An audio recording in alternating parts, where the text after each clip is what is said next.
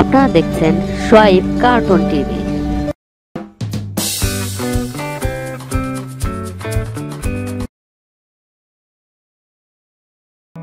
এক মাঠে অনেকগুলো মহিষ চড়ে বেড়াতো, আর সেই মহিষদের পাহারা দিত কয়েকটা তেজি কুকুর। নেকড়েরা দূর থেকে কুকুরের ভয়ে মহিষের কাছে আসতে পারত না। মনে মনে তারা ক্ষোভ প্রকাশ করত এবং বলতো, কবে যে কুকুরগুলো মহিষের কাছ থেকে দূরে চলে যাবে, তারপর আমরা তাদের মজা করে খাবো।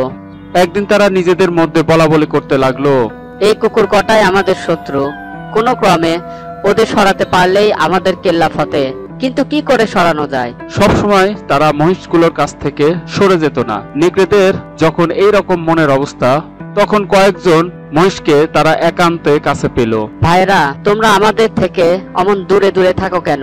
বলো তো, আমরা তো তোমাদের সঙ্গে ভাব করতে চাই, পারি না কেবল ওই কুকুরগুলোর জন্য। ওরা আমাদের দেখলেই ঘেউ ঘেউ করে তেড়ে আসে, আর তা শুনতেই আমাদের দারুণ রাগ হয়ে যায়। তোমরা ওদের বিদায় করে দাও ভাইরা, তাহলে দেখবে তোমাদের সঙ্গে আমাদের বন্ধুত্ব গড়ে উঠবে। ভেবে দেখো, কাদের সঙ্গে তোমাদের বন্ধুত্ব রাখা লাভ? ওরা মাত্র কয়েকজন, আর ভালো করে দেখো আমাদের দল কত বড়। আমরা তোমাদের সব সময় পাশে থাকবো এবং উপকার করব। আমাদের অনুরোধ, তোমাদের জাত ভাইদের কাছে গিয়ে ভালো করে বুঝিয়ে বলবো, দেখবে তারাও বুঝবে আমাদের কথা। বোকা মহিষগুলো নেকড়েদের কথাই ভুলে কুকুরগুলোকে বিদায় করে দিল।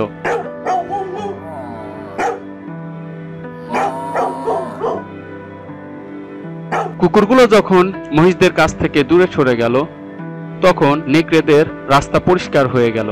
নেকড়েরা মহিষগুলোকে এক এক করে দূরে নিয়ে গিয়ে তাদের মনের আশা পূর্ণ করলো এবং একটা একটা করে মহিষকে তারা মেরে খেয়ে ফেলতে লাগলো।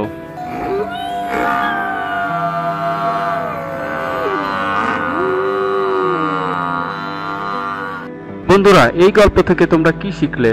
শত্রুর কথাই ভুলে বন্ধুদের বিদায় করতে নেই।